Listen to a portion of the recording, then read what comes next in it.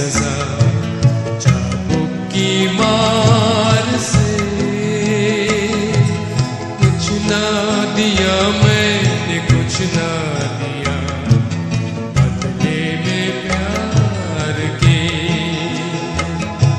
ये क्या किया तूने, क्यों ये किया, जान दे के तूने ये जीवन दिया। परमेश्वर के महान नाम की स्तुति और प्रशंसा होने पाए। एक नया दिन परमेश्वर ने हम सब के जीवन में जोड़ा है, प्रभु का हम धन्यवाद करते हैं। और सप्ताह का पहला दिन परमेश्वर का आराधना करने के लिए जब हम अपने आप को तैयार कर रहे हैं, तो आइए एक पद परमेश्वर का वचन से हम पढ़े और उस वचन से कुछ मनन हम मिलकर हम देखेंगे। एस्तेर की किताब 4 अध्याय और उसके 16 वचन। तू जाकर शूशन के सब यहूदियों को इकट्ठा कर और तुम सब मिलकर मेरे निमित्त उपवास करो। 3 दिन रात ना तो कुछ खाओ और ना कुछ पियो। मैं भी अपनी सहेलियों सहित उस रीति उपवास करूंगी और ऐसी ही दशा में मैं नियम के विरुद्ध राजा के पास भीतर जाऊंगी, और यदि नष्ट हो गई तो हो गई। यहाँ पर शेर्श राजा फारसी का राजा है और उसकी पत्नी एस्तेर राजा के पास जाने के लिए अपने आप को तैयार कर रही। एस्तेर एक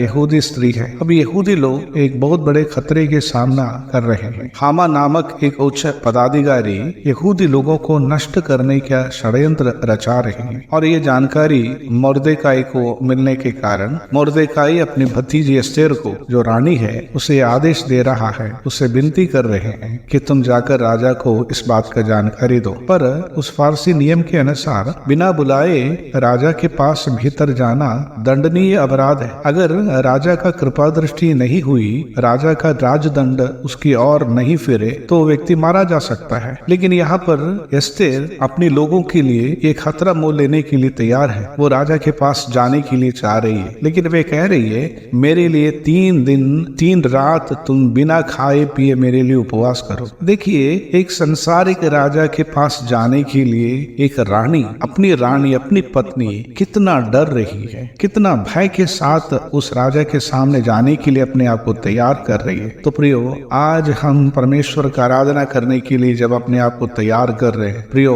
हमारा परमेश्वर ये राजा से कितने बड़े हैं, कितने महान है। हमारा परमेश्वर राजाओं का राजा है, प्रभुओं का प्रभु है। उसके चरणों में जाने के लिए हम अपने आप को जब तैयार कर रहे हैं, कितना तैयारी हमारे जीवन में होना चाहिए, इस बात को आज हम सुबह ध्यान दे तो अच्छा होगा। सबोपदेशक उसके 5वें अध्याय में सुलेमान हमें परमेश्वर के उपस्थिति में जाने के संबंध में चेतावनी दे रहा। लिखा है, जब तू परमेश्वर के भवन में जाए तब सावधानी से चलना, सुनने के लिए समीप जाना मूर्खों के बलिदान चढ़ाने से उत्तम है, क्योंकि वे नहीं जानते कि बुरा करते हैं। बातें करने में उतावली ना करना और न अपने मन से कोई बात उतावली में परमेश्वर के सामने निकालना, क्योंकि परमेश्वर स्वर्ग में है और तू पृथ्वी पर है, इसलिए तेरे वचन थोड़े ही हो, क्योंकि परमेश्वर स्वर्ग में है और तू पृथ्वी पर है। और यहाँ कहता है, परमेश्वर के भवन में जाने से पहले तुम्हें इस बातों को ध्यान देना कि यहाँ पर 3 चीजों पर सावधानी रखने के लिए कहा। एक, तुम्हारे पाँव की तुम्हें रक्षा करना होगा, तुम्हारा हृदय को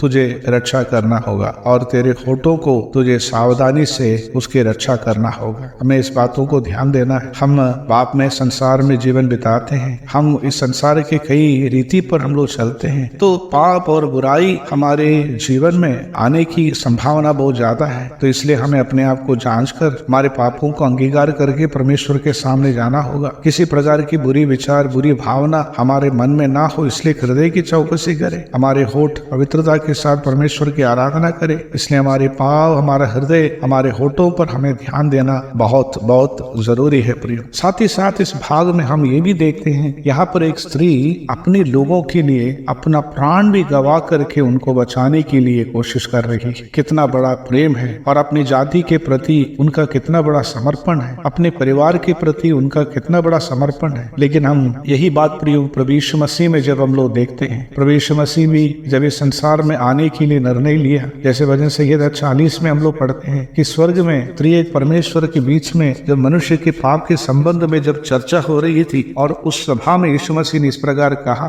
तब मैंने कहा, देख मैं आया हूँ, हे मेरे परमेश्वर, मैं तेरी इच्छा पूरी करने को प्रसन्न हूँ। प्रियो, परमेश्वर की इच्छा को पूरा करने के लिए, मानव जाति को उनके पाप से बचाने के लिए, मानव जाति के विरोध में जो शैतान उसके दुश्मन है और उसके हाथों से, उसके चंगुल से उसे बचाने के लिए प्रभु यीशु मसीह मानव जाति के बीच में आया। जैसे एस्तेर कहती है, मैं नाश हो गई तो हो गई, प्रभु यीशु मसीह ने भी अपने आप को नाश करके भी मानव जाति को बचाने के लिए यीशु मसीह संसार में आया। प्रभु यीशु मसीह स्वयं इस बात को बताए थे कि मैं सेवा लेने के लिए नहीं, सेवा करने के लिए, बहुतों को पाप से छुड़ाने के लिए, अपने प्राण देने के लिए आया हूँ। प्रियो, सिस्टर कहती है मैं नाश हो गई तो हो गई। उसको इस बात का परवाह नहीं है कि वो नाश हो गई, नाश हो जाए, परंतु उसके मन केवल एक ही बात पर टिका हुआ है कि अपने लोगों को मुझे बचाना है। प्रियो, इस रीति से प्रभु यीशु मसीह ने भी जब इस संसार में आया, उनका एक ही लक्ष्य था, मानव जाति को बचाना है। इसलिए वो क्रूस पर रहते हुए भी, उन्होंने इतने सारे कष्ट सहने के बावजूद भी उन्होंने कभी भी पीछे नहीं हटा। वो अपने जान देकर भी प्रियो मुझे और आपको बचाया, मुझसे और आपके प्रति अपना जो प्यार है उसने दिखाया। ये बात तो ध्यान देना बहुत जरूरी है प्रियो कि एस्तेर अपने लोगों को बचाने के लिए जान दिया था, लेकिन प्रभु यीशु मसीह अपने लोगों के लिए नहीं था, परंतु हम जैसा पापियों के लिए, दुश्मनों के लिए, परमेश्वर के विरोध में काम करने वाले लोगों के लिए अपने प्राण देने के लिए तैयार हुआ। कितना बड़ा प्रेम प्रभु यीशु मसीह का है। हम जानते हैं कि एस्तेर को मरने का जरूरत नहीं पड़ा,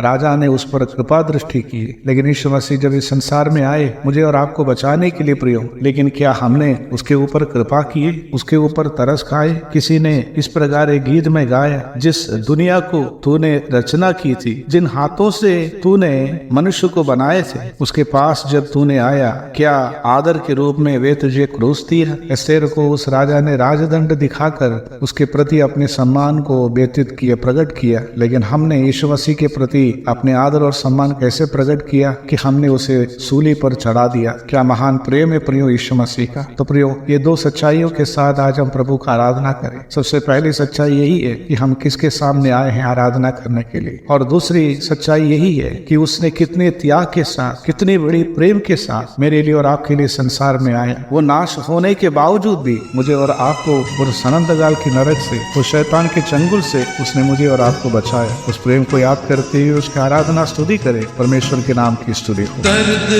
था मेरा जो तूने सहा, चढ़ के सलीब पे,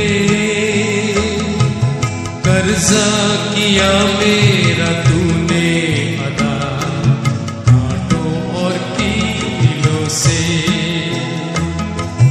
दर्द था मेरा जो तूने सहा, चढ़ के सलीब पे, कर्जा किया मेरा तूने